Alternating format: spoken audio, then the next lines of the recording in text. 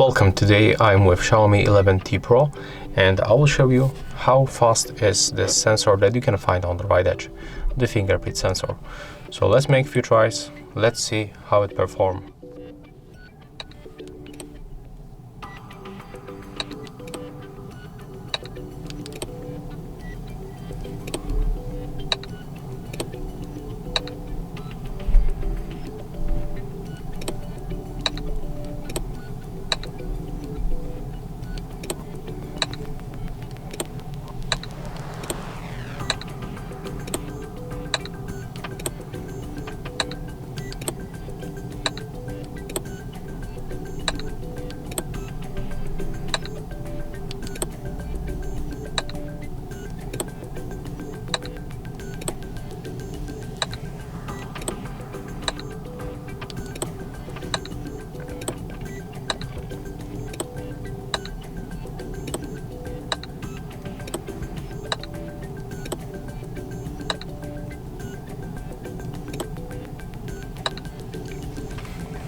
Okay, so as you can see, the sensor works really fast, but honestly, it's not definitely the fastest smartphone because we got short delay between touching sensor and unlocking, but it works not that bad honestly.